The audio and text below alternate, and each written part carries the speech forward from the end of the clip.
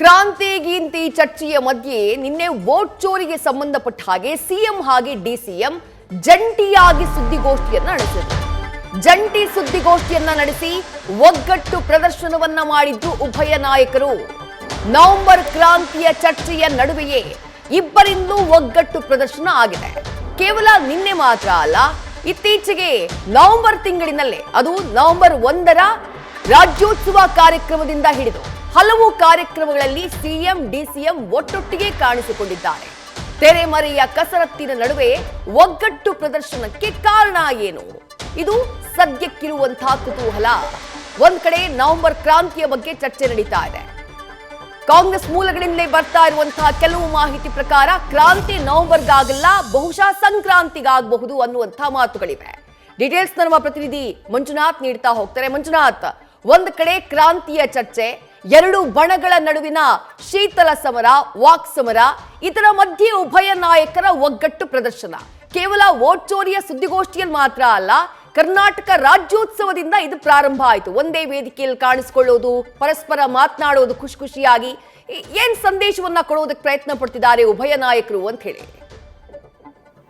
ವಿದ್ಯಾಶ್ರೀ, ರಾಜ್ಯ ಕಾಂಗ್ರೆಸ್ನಲ್ಲಿ ನವೆಂಬರ್ ಕ್ರಾಂತಿ ಸಾಕಷ್ಟು ಸದ್ದು ಮಾಡಿತ್ತು. ಆದರೆ ಇದು ಕೆಲವು ಕೂಡ ಈಗ ಹೈಕಮಾಂಡ್ ಬ್ರೇಕ್ ಹಾಕಿರುವಂಥದ್ದು ಪ್ರಮುಖವಾಗಿ ಏನು ಸಿಎಂ ಬದಲಾವಣೆ ಆಗಿರ್ಬೋದು, ಜೊತೆಗೆ ಕ್ಯಾಬಿನೆಟ್ ಪುನರ್ರಚನೆ ಆಗುತ್ತೆ ಅನ್ನೋದ್ರ ಬಗ್ಗೆ ಸಾಕಷ್ಟು ಚರ್ಚೆ ಆಗ್ತಿತ್ತು. ಆದರೆ ಈಗ ಈ ಒಂದು ವಿಚಾರ ಸಿಎಂ ಮತ್ತು ಡಿಸಿಎಂ ನಡುವೆ ಒಂದಷ್ಟು ಅಂತರದ ಕಾಯ್ಕೊಂಡಿದ್ರು ಇಬ್ಬರು ಕೂಡ.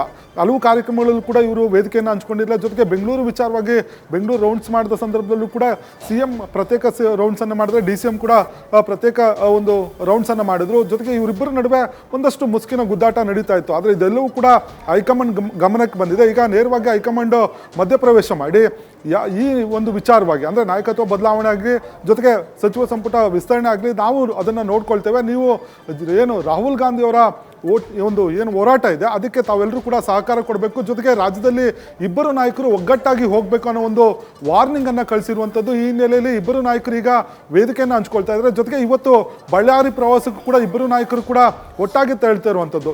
ಇಲ್ಲಿ ಸಿಎಂ ಮತ್ತು ಡಿಸಿಎಂ ಇಬ್ಬರು ಒಟ್ಟಾಗಿದ್ರೆ ಮಾತ್ರ ಮುಂದಿನ ಚುನಾವಣೆಯಲ್ಲಿ ಕೂಡ ಗೆಲ್ಬೋದು ಅನ್ನೋದು ಹೈಕಮಾಂಡ್ ನಾಯಕರ ಲೆಕ್ಕಾಚಾರ ಆಗಿರುವಂಥದ್ದು. ಒಂದು ವೇಳೆ ಇವರಿಬ್ಬರ ನಡುವೆ ಭಿನ್ನಾಭಿಪ್ರಾಯ ಬಂದರೆ ಅದು ಪಕ್ಷಕ್ಕೂ ಕೂಡ ಡ್ಯಾಮೇಜ್ ಆಗುತ್ತೆ, ಜೊತೆಗೆ ಸರ್ಕಾರಕ್ಕೂ ಕೂಡ ಡ್ಯಾಮೇಜ್ ಆಗುತ್ತೆ. ಹಾಗಾಗಿ ಇಬ್ಬರು ಒಗ್ಗಟ್ಟಾಗಿ ಹೋಗಿ ರಾಹುಲ್ ಗಾಂಧಿ ಅವರ ಹೋರಾಟ ಏನಿದೆ, ವೋಟ್ ಚೋರಿ ಹೋರಾಟ, ಅದನ್ನು ಮುಂದುವರಿಸಿ ಅನ್ನೋ ಮಾತನ್ನ, ಒಂದು ಸಂದೇಶವನ್ನು ಕೂಡ ರವಾನೆ ಮಾಡಿರುವಂಥದ್ದು. ಹೀಗಾಗಿ ಇಬ್ಬರು ನಾಯಕರು ಈಗ ಒಗ್ಗಟ್ಟಿನ ಮಂತ್ರವನ್ನು ಪಠಿಸ್ತಾ ಇದ್ದಾರೆ. ನಿನ್ನೆ ಕೂಡ ಸುದ್ದಿಗೋಷ್ಠಿಯನ್ನು ಕೂಡ ಕೆಪಿಸಿಸಿ ಕಚೇರಿಯಲ್ಲಿ ಇಬ್ಬರು ನಾಯಕರು ನಡೆಸಿರುವಂಥದ್ದು. ಆ ಮುಖಾಂತರ ಹೈಕಮಾಂಡ್ ಈಗ ನವೆಂಬರ್ ಕ್ರಾಂತಿಗೆ ತಾತ್ಕಾಲಿಕವಾಗಿ ಬ್ರೇಕ್ ಹಾಕುವಂಥ ಕೆಲಸವನ್ನ ಮಾಡಿದೆ ಅನ್ನೋ ಒಂದು ಮಾಹಿತಿ ಈಗ ಲಭ್ಯ ಆಗಿರುವಂಥದ್ದು. ವಿದ್ಯಾಶ್ರೀ, ಥ್ಯಾಂಕ್ ಯು ಮಂಜುನಾಥ್, ತಮ್ಮೆಲ್ಲ ಡೀಟೇಲ್ಸ್ಗೆ. ನ್ಯೂಸ್ ಫಸ್ಟ್, ನಿರ್ಭೀತಿಯಿಂದ ನಿಮ್ಮ ಪರವಾಗಿ.